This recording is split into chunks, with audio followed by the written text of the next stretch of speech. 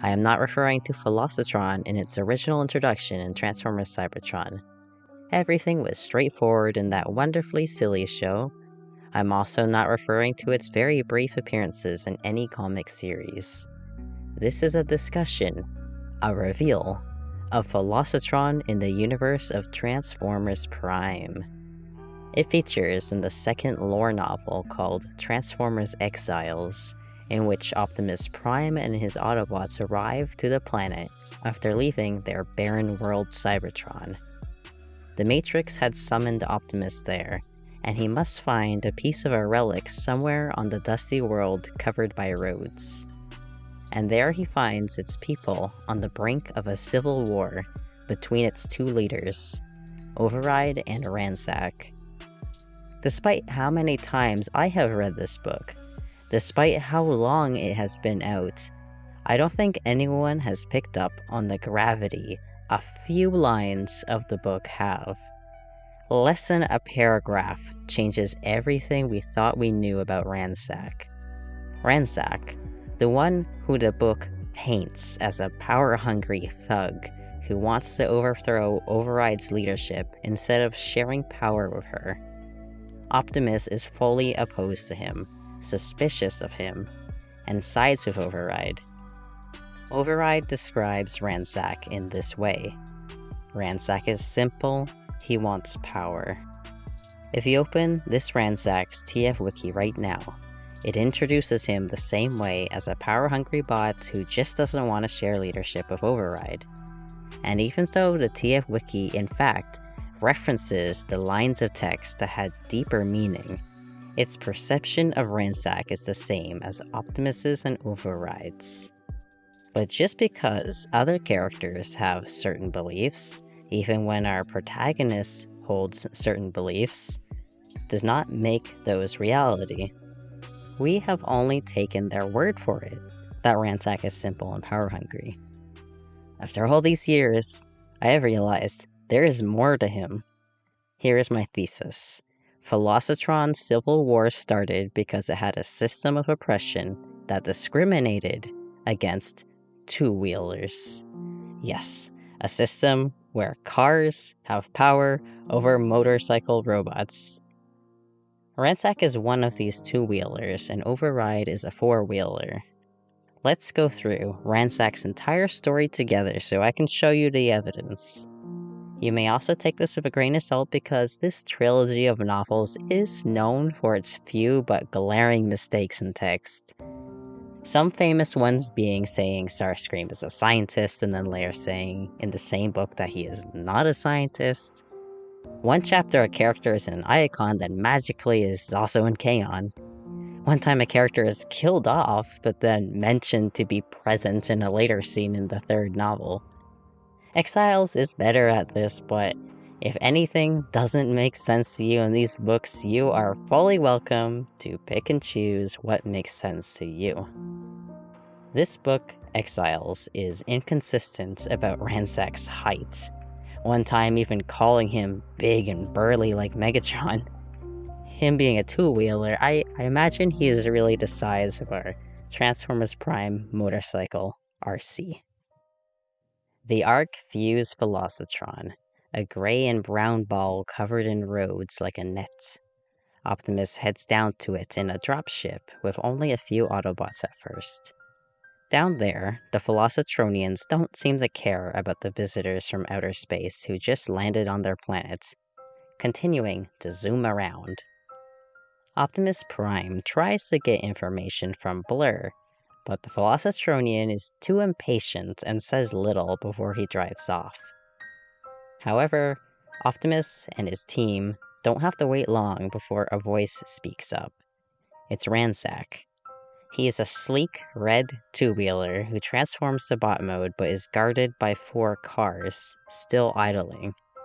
Most curiously, the narration, which is influenced by Optimus's own biases, refers to Ransack's 4-wheeled guards having conventional forms, implying that Ransack is an oddity.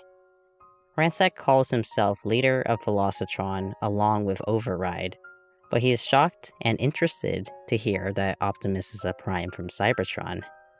Ransack has heard the stories and wants to know what a Prime is doing here. He isn't particularly rude, but when Optimus repeats back that Ransack and Override are Velocitron's leaders, it bothers Ransack. A look crosses Ransack's face that tells Optimus that Ransack would rather contest their equal ruling status. Now Ransack is sharper, suggesting that Optimus tell him everything before they go to Override. Ransack is skeptical when Optimus shows him the light of the Matrix through his chest, and he claims that any bot can make a light glow. Though Ransack hasn't been too hostile, Optimus's friend Jazz gets upset and steps up to Ransack. Ransack's bodyguards react and rush in, revving their engines and drawing their weapons. Optimus de-escalates the situation, telling Jazz to stand down, as it is fair for Ransack to be skeptical. Ransack ends up deciding to lead the Autobots to Velocitron's biggest city, Delta. Ransack calls them slow, but before his Autobots can snap back, Optimus compliments the Velocitronian for being so specialized for speed.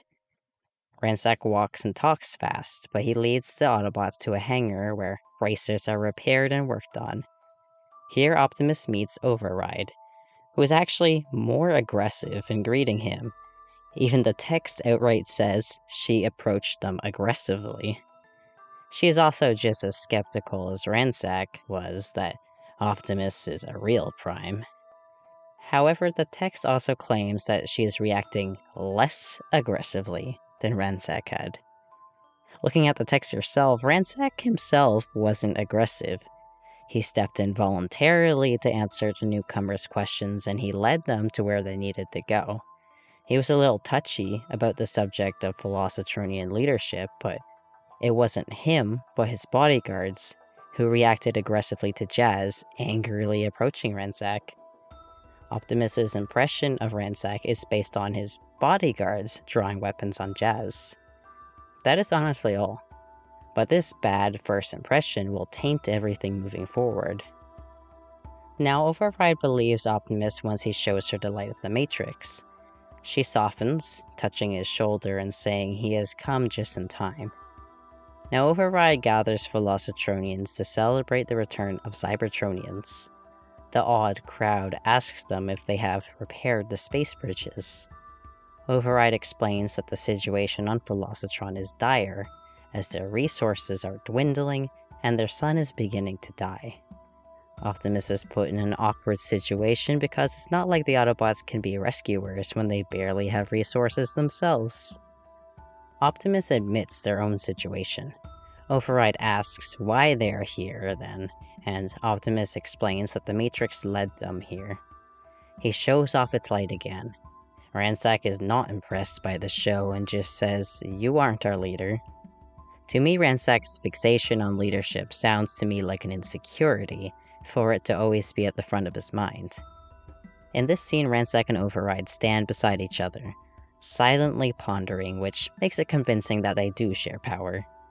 Velocitron moves on to focus on their next big race, Speedia.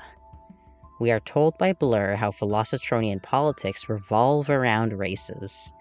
Now comes the crucial chunk of text about Velocitronian lore that I will break down. The Speedia was, without question, the most important thing on the Velocitronian calendar. Often the choice of leaders was based on the order of finish at the Speedia, and certainly Velocitronians adored the winner, whether or not he became leader of the planet. Override was a past winner, multiple times, and Ransack's power came from a Speedia during which he had staged one of the greatest comebacks in the race's history, roaring back from last place over the final 5 laps to come within a bumper of taking the whole prize. He and his followers, Blur told them on their way to Delta, had been heard to mutter among themselves that Ransack actually had won that race. "It's not true though," Blur said. "For one thing, there's rules about how 2 wheels and 4 wheels should compete, and Ransack was only in that race as an experiment. For another, Override won fair and square. I know because I was 3rd that time, right behind both of them. But I've won a bunch since. I'm going to win this year too. So, Speedia can determine the leaders of the world, but that race of political power is normally reserved for four-wheelers only. Four-wheelers, therefore, are the only ones granted access to political power and public adoration. Ransack was very much an exception, and maybe the first two-wheeler in Velocitronian history to get the chance to compete for a leadership position. But his entrance to the race was called an experiment. How do you think Ransack must have felt to have been referred to that way? Is that something the media had been calling him? Put this into perspective. Imagine Earth world leaders were determined by foot races, but only the men's category allowed winners to be world leaders. There are parallels in Velocitronian sport to be made then, as it divides itself into two categories between cars and motorcycles. What is missing from the entire novel is what Ransack had to do to be allowed to enter a four-wheeler race. Did he have to protest? Did large groups of two-wheelers have to protest? Did Ransack have to prove himself as a stunning athlete and wow the world enough to be given a chance at the race? To have been called an experiment, to have the world perhaps expect failure from him. Did it shoot his confidence? Is that why he was in last place in that race, but then perhaps summoned enough courage and passion to make that historical race recovery? How frustrating must it have been to basically tie Override, who had been world leader several times. He probably wanted that amazing victory, like in Transformers 1, when the little miners were about to win first place. Ransack wanted to prove himself, I bet, and maybe truly believed he had in fact won by a smidge. Blur believes he didn't, but who knows what the truth was. It must have been so close, so controversial, that Velocitron had to crown two leaders. But who is to say that the judges weren't fully honest? What if Ransack had won by that smidge, but they didn't want a two-wheeler to have sole leadership over Velocitron, thus forced him to rule beside a four-wheeler? He does in fact have his followers because other Velocitronians believe he had won fair and square. Maybe they were wrong, maybe he didn't, but they truly want him to be sole leader, not because he cheated or threatened anybody, but because they think it's fair. Viewing Ransack through this lens, it makes sense why his shared leadership of Override is such a touchy subject for him. And if it is true that it is so unusual for a two-wheeler to be leader, that he wasn't even supposed to be allowed to race for the position, then maybe there are four-wheelers who wish ill of him.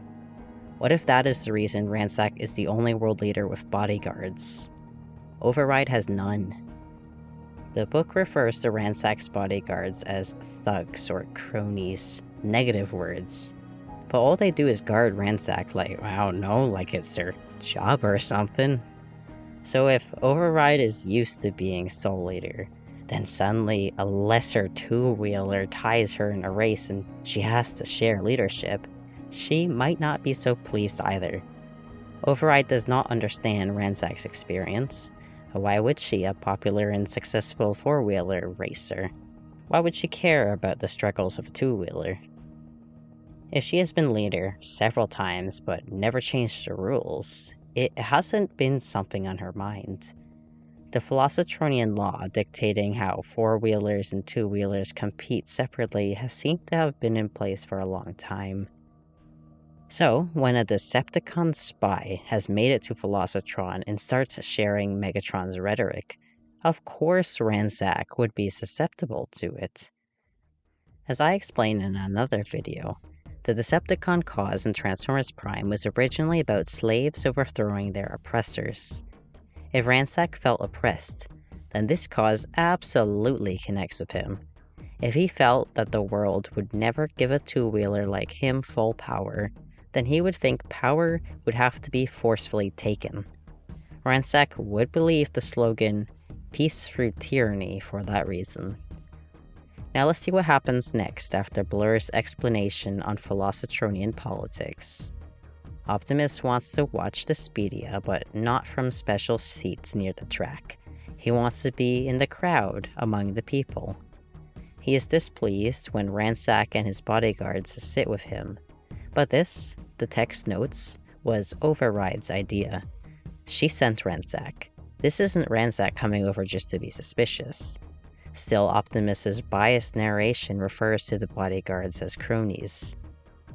We learn that this Speedia is not one to determine the next leader, just the fastest bot currently on the planet.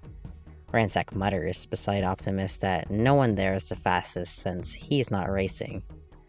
Optimus has the sense that Ransack just wants to race Override now. I want to note that in this scene, Override has told Ransack where to go sit, and now she's handling all the announcements. I imagine this is also making Ransack feel undermined. This isn't something Optimus notices, but to me it doesn't seem that Ransack has as much power as Override after all. Despite all this, Ransack first acts friendly to Optimus in this scene. He's excited about the race, chattering, providing a lot of commentary on the 100-lap race. He explains the tactics and everything. He doesn't have to do this, but he seems excited to share his culture. But then Ransack says more seriously, "You see, there are no faster bots in the galaxy than us. Maybe Override is counting on you to save us, but me? I don't think we need saving. Certainly not from a bunch of refugees who destroyed their own planet on the way out. You have nothing for us." Honestly, fair burn. Cybertron did totally wreck itself, and the Autobots aren't the heroes Velocitron desperately needs. Ransack just watched Override hail them and throw a party for the newcomers, which is probably more celebration than he ever got. And Ransack was not wrong. Boy predicted the future. By the end of this book, the Autobots did not save Velocitron. They gave them no resources or escape. The Autobots just freaking leave. Clap your hands together for this one. Ransack was not wrong. Now Optimus has had enough of Ransack's slander and decides to show up the Velocitronians and wake them up from their fixation on racing. He knows the racing is all a distraction for them to not worry about their dwindling resources and dying sun. Optimus calls for Silverbolt, an Autobot jet, to fly over the racers before they reach the finish line. Velocitron, with its very low population of around 1,000 bots, has no flyers, so a jet just screeches over the race cars to show them how much faster he is. Ransack is so upset by this that he yells at Optimus, "You dare, you vagabond mechs!" "I do dare," Optimus Prime said. "I dare to snap you out of your obsessions and the petty rivalries you indulge while your son dies and a threat like none of you have ever seen looms behind us." Ransack is pissed, glaring hatred at Optimus. Optimus may find Ransack's obsession with racing and his rivalry with Override to be foolish or petty, but to Ransack it is everything.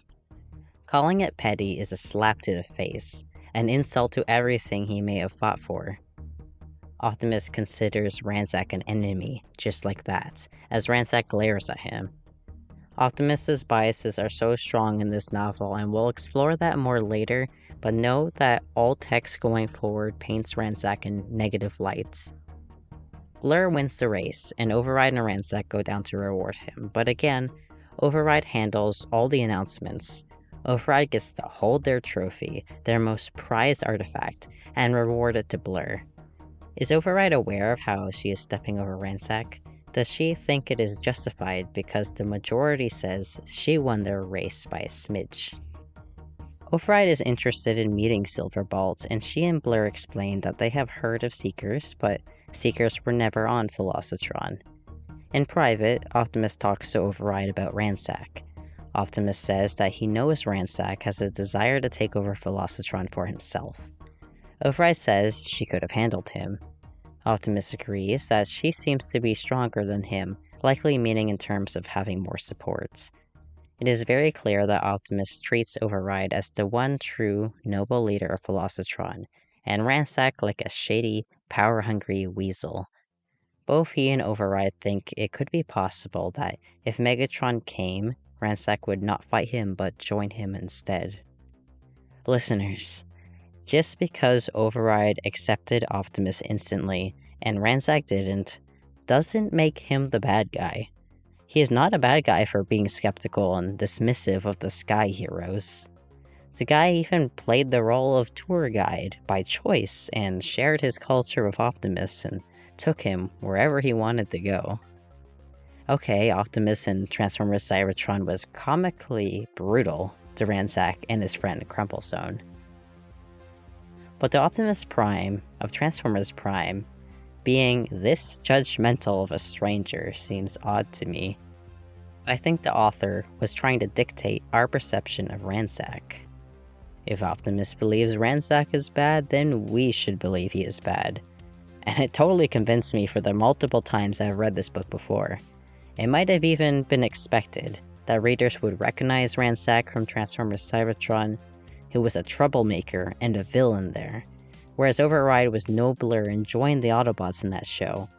But the text doesn't prove that Ransack is the same weaselly character and Override is the noble one. Our perception of him is just so biased from our own bias of what we might have seen from Transformers Cybertron, and from Optimus's bias. The text shows Optimus making comparisons of Override to himself and Ransack to Megatron. Is that actually fair of him to do?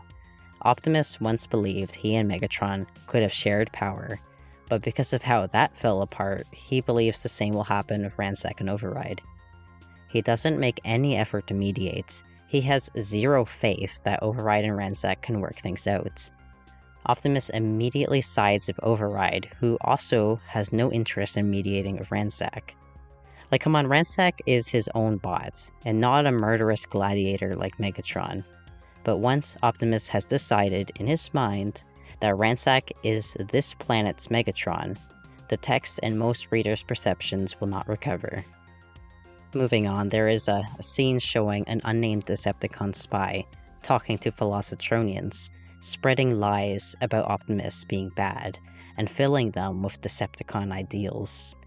That's about to become relevant later, hold on to that. Optimus goes off alone with a young Velocitronian named Clocker to find a mysterious relic, but they are attacked by 4 Velocitronians. Optimus and Clocker kill them and bury them. Then, when Optimus comes back to the Ark parked on Velocitron, he learns someone had planted a bomb and damaged it, grounding it for now. Optimus is very convinced the ambush and the bomb are Ransack's doing. He thinks that Override believes so too. Optimus even feels the urge to kill Ransack. Like, holy moly. But then Prowl says he believes the Decepticon spy is on board. A whole other explanation that turns out to be the truth, they discover later on. Optimus never lets go of the belief that Ransack was involved in the ambush and the bomb, but the novel never shows us proof that he was. And I don't think he was involved. Why would Ransack be terrorizing Optimus and the Autobots when he could be doing that to Override? Yes, clearly, someone wants the Autobots to be held back on Velocitron to give Megatron and the Decepticons time to catch up to them. Maybe you think Ransack wants that, for Megatron to kill the newcomers. It's on his mind, that's for sure, we'll see that. But we'll see very soon that when the Autobots are about to leave, Ransack tells them to get out of here. He hates them and the trouble they've brought, but his fight is with Override first and foremost. Just bear that in mind, Ransack would much rather they go than stay any longer. So after Optimus and Prowl spoke, Ransack approaches Optimus with his bodyguards, and with Bumblebee as his escorts.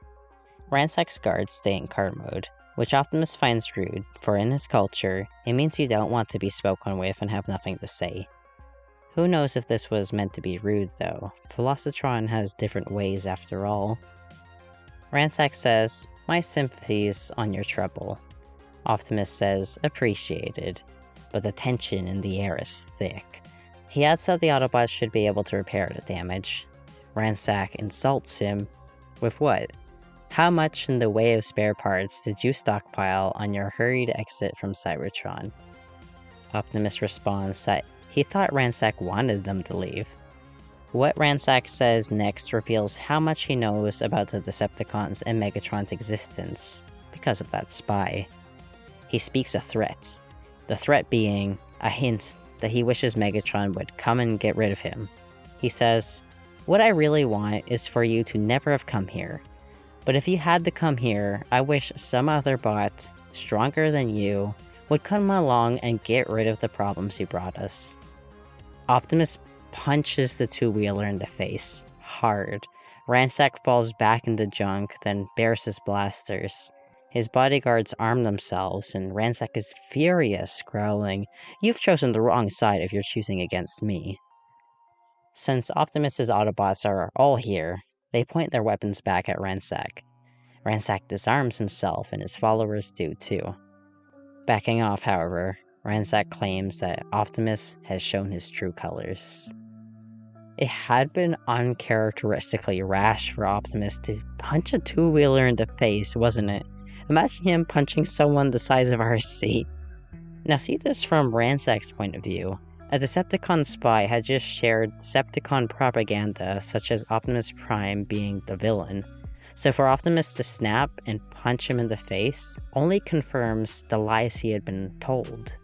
Ransack leaves, quoting Megatron that only peace comes through tyranny.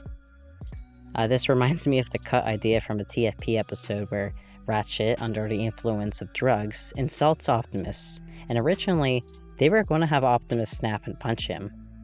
But they didn't want Optimus to lose his cool. So is this a time before Optimus knew how to keep his cool, or should he have known how to by now? Later, when the time comes for the Ark to leave, Override says goodbye. Ransack approaches, weapons drawn, and declares Velocitron is his, and for the Autobots to leave, or he will finish what Megatron so eloquently started. Absolutely has Ransack sided with the Decepticon sentiment, but he is prioritizing that the Autobots just get off his planet and leave him to his business. Optimus thinks his plan is to make the Autobots look like cowards for leaving now, so he faces Ransack, while Velocitronians start grouping into sides by Ransack or by Override. Optimus tells Ransack that Megatron's ideas have corrupted him, and that Velocitron is not his to take. Ransack decides to misinterpret this as Optimus claiming Velocitron as his, calling that out to Override. "Oh, is it yours then?" Ransack mocked him, taking in all of his followers with a sweep of his rifle arm. "Override, did you hear that? Optimus Prime thinks Velocitron is his." "I heard nothing of the kind," Override said. "All I hear is the ravings of a failed comedian." Now that is a reference to Ransack and Transformers Cybertron wanting to be a comedian. Maybe he had tried to be a comedian in this universe too, but at some point he gave up on that dream and pursued another. But her words royally piss him off, and he says, "You'll think it's funny when I'm using you for parts." He shoots and hits her in the shoulder. Optimus smacks Ransack with his axe without seriously hurting him. One of Ransack's followers gets into a fight with Bumblebee, but Ransack stops him. Jazz taunts Ransack for not wanting to fight. Ransack tells the Autobots to leave. Megatron will love the chase. Override tells him he is picking fights he can't win. Override tries telling Optimus goodbye again, but her followers are so excited by all this drama that they'll rev around in car form. That apparently is an insult in Velocitronian culture that victors do to rub in their victory. Infuriated, Ransack's side breaks and fully attacks Override's. The Autobots watch until Jazz suggests that they take their leave. Optimus decides to do so because it seems like Override's side will win today, and she gives them the go-ahead to leave. But Optimus worries about the future. The story, for the Autobots, continues on Junkion. Narration tells us that after the battle between Override and Ransack's forces, Velocitron goes back to normal. Override and Ransack eye each other, but she knows it's only a matter of time before he builds more power to overthrow her. She believes Velocitron's dwindling resources and expanding sun will lose her followers. She thinks Ransack is a fool for starting a civil war now and Bluestift, the scientist, suggests she just kill him. But that isn't an idea she is keen on. A giant spaceship arrives to Velocitron, but its crew is not the Decepticons. Thundertron, the pirate, steps out, saying the universal greeting, but demands to know if there are Cybertronians here. Override says there are not, and declares herself as the one in charge of Velocitron. Here she didn't even say she was a co-leader of Ransack. Probably very annoyed, Ransack takes the cheeky chance to lie and call Override a Cybertronian. Thundertron seizes her and demands to know if it is the truth. She says it is not, but what shame is there in being a Cybertronian? Ransack insists she is one, trying to get her killed most likely. Blur shoots him with an electro-laser pulse. Ransack's followers, called his thugs by the text, react, and so begins the civil war for real on Velocitron. Blur sends a distress signal to the Autobots revealing that it is war there. Blur cries for help, but in this continuity, there's no record of the Autobots ever going back. Velocitron is on its own. After Thundertron and his Cybertronian-hating pirates leave, Megatron finally arrives. His spy had left a message for him to meet with Ransack, who would be a Decepticon sympathizer. Megatron seeks to intimidate and claim Velocitron as his own. Ransack is intimidated by the Nemesis, but refuses to relinquish Velocitron to Megatron. However, having seen Megatron slice one of his guards in half, Ransack does not wish to mess with him. He only says that Velocitron pledges itself to the Decepticon cause.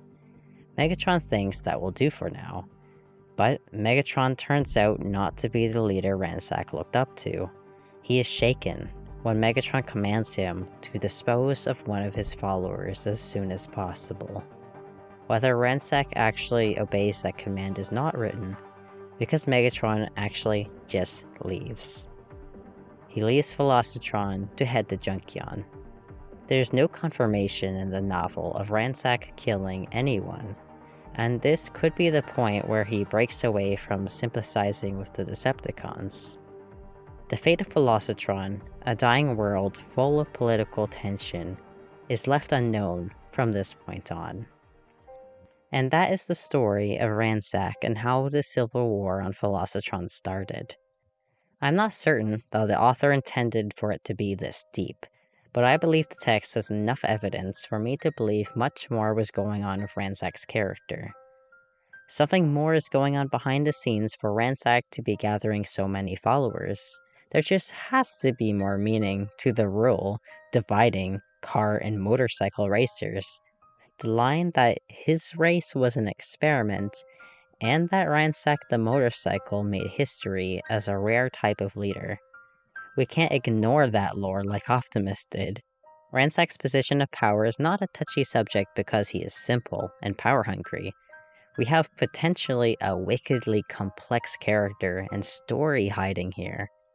I hope you all agree with my take on the true story of Velocitron. Transformers Exiles was a decent book, and created new ideas for Velocitron since Transformers Cybertron. The idea of its system of oppression against two-wheelers has never been used though. Politics such as leadership roles are decided by victors of races. Velocitron also has an overheating problem, but in this comic things are different. They live in a rolling city that flees the scorching sunlight, and that city is Delta, their capital city just like in Exiles. Override and Ransack are both in positions of power, but Override is considered the true leader at this point in time. Ransack is described as a rival, and likely to win the leadership position next time. But he seems to be on alright terms with Override, sitting beside her and watching a race and sharing some drinks. In this universe, there are no divided categories for racers it seems. It's every bot for itself, but what they do discriminate against is bots they consider heavy, calling them straight up just fatty. It is interesting that Ransack is now moving into the role of Velocitron's leader since Transformers Exiles, when he never was a leader in Transformers Cybertron, just a comic relief villain with his best friend Crumplezone. I wonder if in the future he'll be alongside a Crumple Zone again. If you found my take interesting and complex, this is exactly the kind of thing I include in my Transformers Prime sequel, choose your own adventure story game for YouTube, Transformers Mercy. As the game is developed into video form, you can read the full storylines with pictures on AO3. The entire lore of Velocitron is part of the story. Yes, after the end of the war, the Autobots return to Velocitron and find a starved and dying race who have long since stopped their war due to a lack of resources. We have Override and Ransack, who have finally reached an understanding and made peace, who bring wisdom to Cybertron still divided into factions. If it isn't obvious, Ransack is my current hyperfixation, and I am very excited to write his finale. How badass of fighters do you think the top Transformers athletes of the universe will be after their war? Cybertron better wish it not antagonized the new Velocitronian refugees, and see just what they are capable of.